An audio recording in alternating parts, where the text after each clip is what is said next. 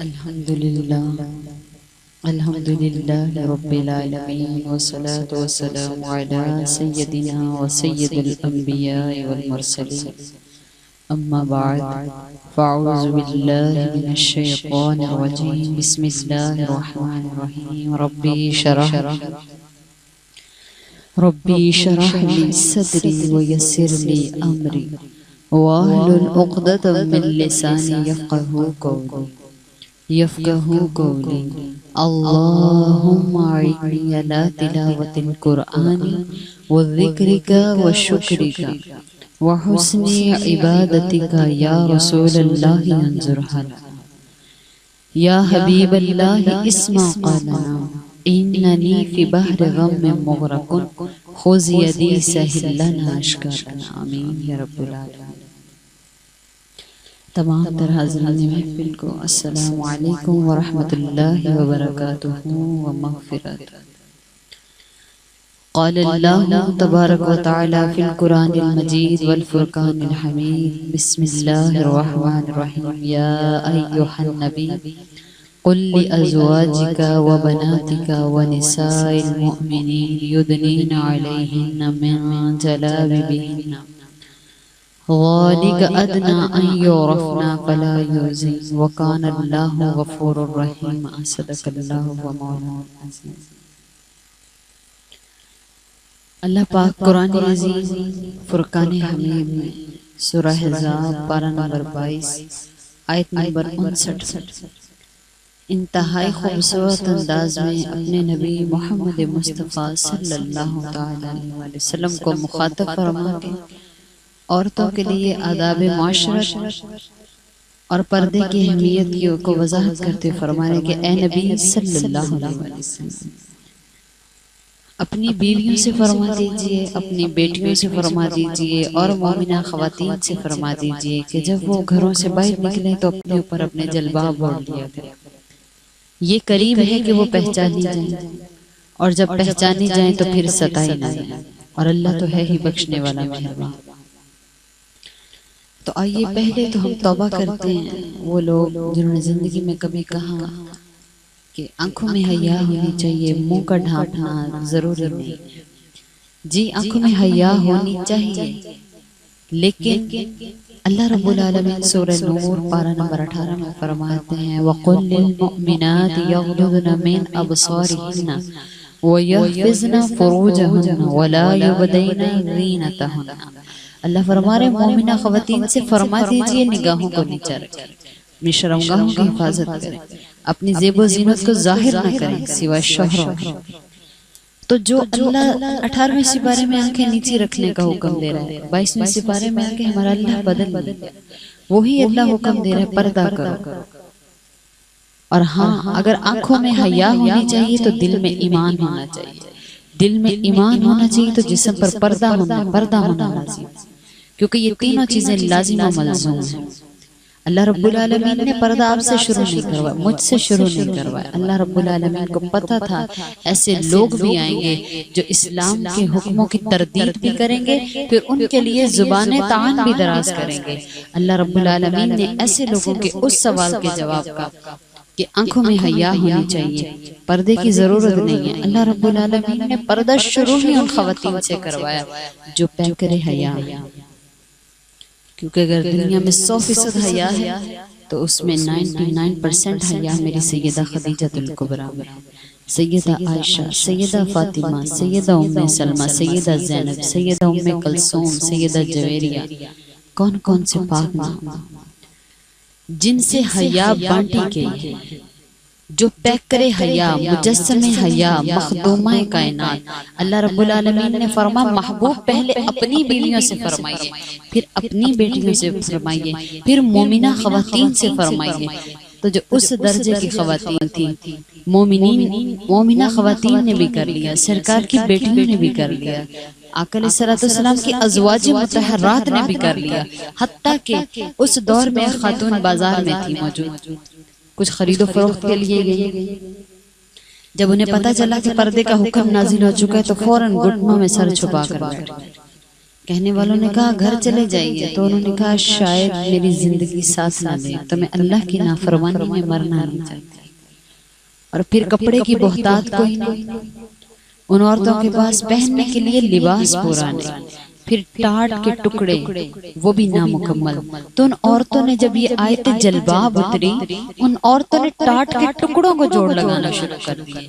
پوچھنے والوں نے پوچھا یہ پیوند کیوں لگاتی ہیں؟ تو انہوں نے کہا ہم اپنے رب کو پردے میں پسند ہیں، لباس کی کمی ہے، تو ہم یہ کپڑے کے ٹکڑوں کو جوڑ کر رب کے حکم کی پابندی کر رہے ہیں، رب کے حکم کی فرما برداری کر رہے ہیں۔ سرکار دو عالم صلی اللہ علیہ وسلم کی پیاری شہزادی سیدہ فاطمہ الزہرا مخدومہ کائنات سیدۃ النساء العالمین اہل جنت، سر پہ جو چادر اوڑی ہوئی ہے چادر نہیں ہے، وہ کمبل اوڑا ہوا ہے، پھر وہ کمبل بھی نامکمل ہے، 14 جا بجا پیوند لگے ہوئے ہیں، پھر رب کی فرما برداری میں ہیں۔ اور اللہ رب العالمین فرمائے جلباب اوڑھو، وہ پردہ جو عورت کو سر کے بالوں سے لے کے پاؤں تک ڈھانپ لے۔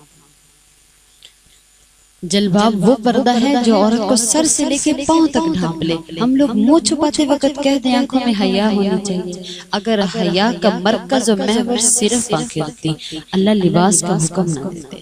اللہ فرماتے یوں ہی پھرو بس تمہاری آنکھوں میں حیا ہے، فرمایا نہیں، آنکھوں میں حیا رکھو، دل میں ایمان رکھو، جسم پر پردہ رکھو، یہ لازم و ملزوم ہے، اگر ایک میں کمی آ گئی یہ باقیوں کو خراب کر دے گا۔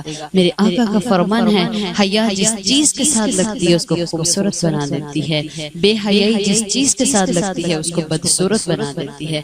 سرکار مدینہ محمد مصطفیٰ صلی اللہ تعالی علیہ وسلم نے عورتوں کو حیا اور ایمان کی اتنی تائید کی، اتنی زیادہ تاکید فرمائی کہ بی بی پاک سیدہ فاطمہ الزہرا کو فرما دیا کہ فاطمہ اگر علی کی اجازت نہ ہو تو تم گھر سے پاؤں نہ باہر نکالنا، حتیٰ کہ اگر میرے گھر آنے کی بھی اجازت نہ ہو تب بھی تم قدم باہر نہ نکالنا۔ سرکار دو عالم صلی اللہ تعالی علیہ وسلم کے دور میں جو خواتین تھیں وہ بہترین عورتیں، پوری عالم کی عورتوں میں سے بہترین عورتیں، لیکن میرے آقا نے مسجد میں آ کے نماز پڑھنے سے فرمایا منع بھی نہ کرو، لیکن تمہاری بہترین عبادت وہ ہے جو تمہارے گھر کے ایک گوشہ میں کونے میں کی جائے، وہ عبادت بہترین ہے۔ ہم لوگوں نے اللہ رب العالمین نے تو فرمایا تھا عورت کا معنی ہے چھپی چیز، عورت کا معنی ہے ڈھکی چیز، عورت کا معنی ہے قیمتی چیز۔ ہم نے اپنا عورت ہونا چھوڑ دیا، چھپنا چھوڑ دیا، ہم نے اپنے اس معنی اور مقصد کو چھوڑ دیا، تو پھر لیس للانسان الا ما سعی، انسان کو وہی ملتا ہے جو اس کی جستجو ہے۔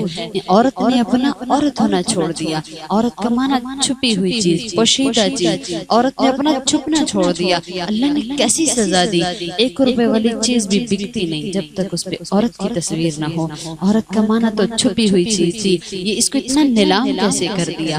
ہم نے اپنے آپ کو، ڈاکٹر علامہ اقبال صاحب فرماتے ہیں بھلا دی ہم نے جو اسلاف سے میراث پائی تھی، بھلا دی ہم نے جو اسلاف سے میراث پائی تھی، سریا سے زمین پر آسمان نے ہم کو دے مارا۔ وہ بھی عورتیں تھیں، سر کا ایک بال ننگا ہو جائے تو سورج چھپ جائے، ہماری پوری کی پوری چوٹیاں ننگی رہ جائیں، ہمارے بازو برہنا، پاؤں برہنا، ٹانگیں برہنا، سورج نہیں چھپ رہا۔ ڈاکٹر علامہ اقبال صاحب کہتے ہیں سورج نہیں بدلا، سورج نہیں بدلا، کیونکہ تم میں حوروں کا کوئی چاہنے والا ہی نہیں، جلوائے طور تو موجود ہے موسیٰ ہی نہیں۔ اللہ کا قانون آج بھی وہی ہے، آج بھی سیدہ فاطمہ الزہرا کی حیا قائم ہو جائے، آج بھی سورج چھپ سکتا ہے، آج بھی اگر حضرت ابراہیم کا ایمان پیدا ہو جائے آج بھی آگ گلزار بن سکتی ہے۔ میں عقلی دلیل دینا چاہوں گی، کیونکہ ہماری عورتیں شاید پردے والیوں کو بیکورڈ شاید عورتیں سمجھتی ہے دقیانوس، تو میں آپ کو اس کے بارے ایک عقلی دلیل دینا چاہتی ہوں کہ پردہ جس چیز کے ساتھ لگتا ہے اس کی قدر و منزلت بڑھاتا ہے یا کم کرتا ہے۔ ہماری بچیاں کہتی ہیں، میں کہنا چاہوں گی جن کو دیکھنے سے لگ سکتا ہے یہ حیا والیاں ہیں، لیکن جب ان کو میں نے وہ مشرقی نہیں بلکہ مغربی لباس زیب تن کیا، جب انہوں نے اپنے چہروں کے عطات و اطوار مغربی عورتوں جیسے بنائے تو پوچھا گیا تو وہ کہتی کیا ہیں؟ بجی کزنی کہتی ہیں، جو پیشن نہ کرے اس کو یہ سمجھا جاتا ہے اس کو دین دنیا کا پتہ نہیں ہے۔ تو آئے میں بتانا چاہوں گی حیا اور پردہ جس چیز کے ساتھ لگتا ہے اس کی قدر کس طرح بڑھا دیتا ہے۔ اپنے بڑے گھر دیکھے ہوں گے، بڑی کتابیں دیکھی ہوں گی، ہمارے گھروں کی الماریاں، یونیورسٹیاں ہر جگہ بھری کتابوں کے ساتھ، لیکن کسی کتاب پر غلاف نہیں چڑھایا جاتا۔ کیوں؟ کیونکہ رائٹر ان کے دنیا دار ہیں، ان کے لکھاری، ان کے مصنف دنیا دار ہیں، لیکن دنیا میں واحد ایک کتاب ہے جس پر غلاف چڑھایا جاتا ہے، وہ ہے اللہ کی کتاب قرآن عظیم۔ تو آپ بتا دیں قرآن عظیم کا غلاف میں رہنا، قرآن عظیم کا غلاف میں رہنا اس کی عزت میں کمی کرتا ہے یا اضافہ کرتا ہے؟ اس کے باہر لکھ دیا جاتا ہے لا یمسہ الا المطہرون، خبردار اس کو صرف پاکیزہ لوگ چھو سکتے ہیں، خبردار اس کو صرف ستھرے ہاتھ لگا سکتے ہیں۔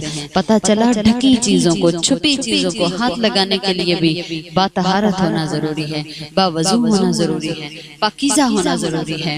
کتنے بھی خوبصورت کوئی گھر بنا لے، کسی کے گھر پہ غلاف نہیں چڑھایا جاتا سوا اللہ تعالیٰ کے خانہ کعبہ، کعبۃ اللہ کے سوا کسی چیز پر غلاف نہیں چڑھایا جاتا، اللہ کے گھر پہ غلاف چڑھایا جاتا ہے۔ تو کعبہ کا غلاف میں رہنا، کعبہ کا پردے میں رہنا اس کی عزت میں کمی کرتا ہے یا اضافہ؟ تو بے شک اللہ کا قرآن فرما رہا ہے وَمَن دَخَلَهُ كَانَ آمِنًا، جو اس میں داخل ہو گیا وہ امن پا گیا۔ پتہ چلا اللہ کی کتاب غلاف میں تو عزت والی، اللہ کا گھر پردے میں تو عزت والا، اللہ کے محبوب کالی کملی میں تو عزتوں والے، اللہ کی بندیاں پردے میں ہوں تو باعزت، تو وہ مومنین، تو وہ مسلمات، تو وہ قانتات، وہ صائمات، وہ حافظات، اللہ اتنے اعلیٰ القابات سے مخاطب فرما رہے سورہ احزاب میں ان پاکیزہ عورتوں کو۔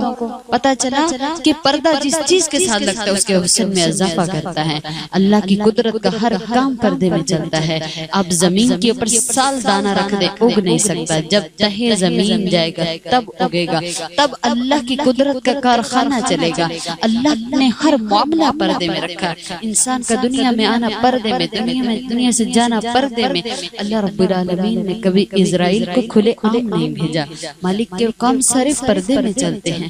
سال دانہ زمین پہ پڑا رہے اگ نہیں سکتا، کب اگے گا؟ جب زیر زمین جائے گا۔ پھر میں اپنی بات کا اختتام اس بات پر کروں گی، اللہ کو پردہ پسند بہت ہے، اللہ کو حیا پسند بہت ہے، اللہ کو پردہ پسند بہت ہے۔ کس طرح؟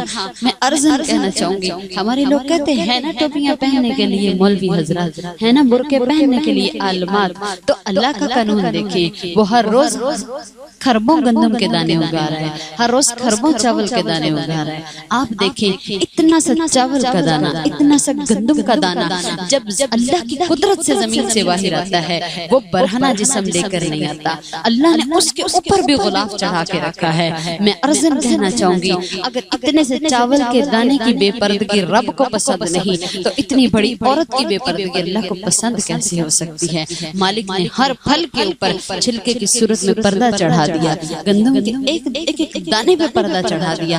اللہ نے یوں نہیں کہا اتنے دانے اگانے ہیں کچھ بے پردہ بھی اگا دوں، جیسے ہم خواتین کہتی ہیں کچھ پردہ کرتی ہیں کچھ نہ بھی کرے، تو اللہ کو بے پردگی پسند نہیں ہے۔ مالک ہر روز جو پھل اگا رہا ہے، جو گندم اگا رہا ہے، جو چاول اگا رہا ہے، اللہ ہر ایک کے اوپر پردہ چڑھا کر بھیج رہا ہے۔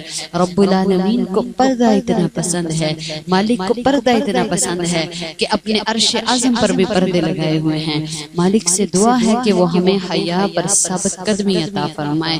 اور پھر پردہ صرف عورت کا نہیں ہے کہ عورت چھپ جائے اور وہ مردوں کو دیکھتی رہے۔ سیدہ پاک اللہ اکبر عائشہ صدیقہ رضی اللہ تعالیٰ عنہ ایک نبینہ صحابی حضرت ام مکتوم آئے، سرکار دو عالم صلی اللہ علیہ وآلہ وسلم نے فرمایا پردہ کرو۔ بی بی پاک نے عرض کی یا رسول اللہ وہ تو اندھے ہیں ان سے پردہ کیا؟ تو میرے آقا نے فرمایا آپ تو اندھی نہیں ہیں نا، وہ اندھے ہیں وہ نہیں آپ کو دیکھ سکتے، لیکن آپ ان کو دیکھیں، یہ آپ کی آنکھوں کی حیا بھی ضروری ہے۔ سرکار دو عالم صلی اللہ علیہ وسلم کو حضرت سیدنا علی مرتضیٰ سواری پہ سوار فرما رہے تھے، سامنے سے ایک عورت آئی، ایک نظر پڑی، دوسری نظر پڑنے ہی لگی تھی تو سرکار نے حضرت مرتضیٰ کا رخ پھیر دیا، فرمایا علی ایک نظر کی معافی ہے، قصدن دیکھنا گناہ ہے، قصدن دیکھنا وہ جو پیکر حیا، ان کے لیے حیا کے قانون یہ بتلائے ہیں، تو ہم لوگوں کے لیے حیا کے قانون کیا ہوں گے؟ میرے آقا فرماتے تم مجھے دو باتوں کی گارنٹی دے دو، دو باتوں کی ضمانت دو، میں تمہیں جنت کی ضمانت دیتا ہوں، دو باتیں تم کرو میرے لیے، دو کام میں تمہارے لیے کروں گا، اور مت دو کام کرو تمہیں جنت کی بشارت۔ یا رسول اللہ کون سے کام؟ فرمایا دو چیزوں کی حفاظت کرو، ایک داڑھوں کے درمیان، ایک ٹانگوں کے درمیان، اپنی زبان اور شرمگاہ کی حفاظت کرو، تم ان کی حفاظت کرو تمہارے ساتھ جنت کا وعدہ ہے۔ فرمایا جنت میں جب شہید جنت میں جائے گا، عفیف بھی اسی وقت جنت میں جائے گا۔ شہید وہ ہے جو اپنی جان خالصتاً اللہ کے لیے دے دے، شہید وہ ہے جو اپنا خون اللہ کے لیے بہائے، شہید وہ ہے جو اپنی گردن اللہ کے لیے کٹائے، لیکن عفیف وہ ہے جو اپنی عزتوں کی حفاظت کرے۔ عفیفہ وہ عورت ہے جو اپنے مرد کے سوا کسی پر حلال نہیں ہوئی، عفیف وہ مرد ہے جو اپنی عورت کے علاوہ کسی پر حلال نہیں ہوا۔ تو اللہ رب العالمین نے فرمایا جب شہید جنت میں جائے گا، جب اللہ کی عزت کی حفاظت کرنے والا بھی تبھی جنت میں جائے گا جب اپنی عزت کی حفاظت کرنے والا جنت میں جائے گا۔ تو اللہ کا قرآن فرماتا ہے یہ اللہ کی حدیں ہیں، مالک نے حدیں بنا دی، جنہوں نے حدوں کی پاسداری کی، اللہ فرمائے میں ان کو محبوب رکھتا ہوں اپنا، میں ان کو دوست رکھتا ہوں، اور حدوں کو توڑنے والے اللہ کو پسند نہیں۔ سیدہ ام سلمہ یا رسول اللہ صلی اللہ علیہ وسلم، ساری فضیلتیں تو مرد لے گئے۔ فرمایا سلمہ وہ کیسے؟ یا رسول اللہ صلی اللہ علیہ وسلم اذان دیں تو مرد، جماعت کروائیں تو مرد، تکبیر کہیں تو مرد، زکوٰۃ اکٹھی کریں تو مرد۔ سرکار دو عالم صلی اللہ علیہ وسلم نے فرمایا سلمہ یہ آسان ہے کام، کٹے پھٹے بھی پڑے ہو تو جماعت سے نماز پڑھنی ہے، اذان دینی ہے، زکوٰۃ اکٹھی کرنے جانا ہے، بچوں کے لیے حلال رزق بھی کما کے لانا ہے۔ سیدہ ام سلمہ کہتی سرکار بچے کا نسب بھی باپ سے چلتا ہے، تو میرے آقا مسکرائے، فرمایا ام سلمہ مرد 5 وقت جماعت سے نماز پڑھے، اذان دے، جماعت کروائے، تکبیر کہے، جہاد کرے، زکوٰۃ اکٹھی کرے، تب اس کے لیے وہ اجر ہے، لیکن تم صرف اور صرف باعزت اپنے مردوں کے ساتھ مخلصوں کے گھروں میں ٹھہری رہو، تو تم مردوں کے برابر کی بات نہیں کہ تمہیں مردوں کے برابر اجر ملے گا۔ فرمایا نہیں، تمہیں برابر نہیں ملے گا، تمہیں مردوں سے زیادہ اجر ملے گا۔ سن لو ام سلمہ صرف ایک کام کرنا ہے، صرف ایک کام، اپنے مردوں سے بے ایمانی نہیں کرنی، خیانت نہیں کرنی، اس کے بستر پہ خیانت نہیں، اس کی اولاد میں خیانت نہیں، دل میں محبت میں خیانت نہیں۔ فرمایا اگر تم ایمانت داری کرو تو تمہیں مردوں کے برابر نہیں بلکہ تمہیں گھر بیٹھے مردوں سے زیادہ ثواب ملتا ہے۔ میرے آقا فرماتے ہیں جو عورت اس حالت میں مرے، اللہ اکبر، لمبی چوڑی عبادت و وظیفے اللہ کو درکار نہیں ہے، اللہ کی رضا حاصل کرنے کے لیے لمبے چوڑے وظائف کی ضرورت نہیں ہے، وہاں نیت کا خالص ہونا۔ انما الاعمال بالنیات، اعمال کا درجہ نیتوں کی صحت پر ہے، جیسی اچھی نیت ویسا اچھا عمل کا ثواب۔ فرمایا جو عورت اس حالت میں مرے کہ اس کا شوہر اس سے راضی ہے، اور دوسرا وہ 5 وقت نماز پڑھتی ہے، تو جب میدان محشر برپا ہوگا جنت کے دروازے کھولے جائیں گے۔ 8 دروازوں والی جنت ہے، ایک دروازے سے جائیں گے بس نمازی، ایک سے جائیں گے بس زکاتیے، ایک سے جائیں گے بس حاجی جائیں گے، ادھر سخی جائیں گے۔ لیکن فرمایا جو عورت اس حالت میں مرے کہ اس کا شوہر اس سے راضی ہے، اس کا شوہر اس سے راضی ہے، اور وہ نماز کی پابندی کرتی ہے، تو فرمایا جنت کے 8 دروازے کھولے جائیں گے۔ نمازیوں کو حکم ہوگا بس نماز والے دروازے سے گزرو، حاجیوں کا حکم ہوگا صرف حاجیوں کے دروازے سے گزرو، لیکن اس عورت کے لیے حکم یہ ہوگا 8 دروازے تمہارے لیے ہیں، جدھر سے چاہو گزر جاؤ، تمہیں روکنے والا کوئی نہیں ہے، تمہیں روکنے والا کوئی نہیں ہے۔ ہر فتنہ آنکھ کے ذریعے داخل ہوتا ہے۔ میں عرضاً کہنا چاہوں گی اپنی خواتین سے پردے کی پابندی کریں۔ آنکھ جو ہے وہ دل کا دروازہ، ہر خیر بھی ادھر سے جاتی ہے، ہر شر بھی ادھر سے جاتی ہے۔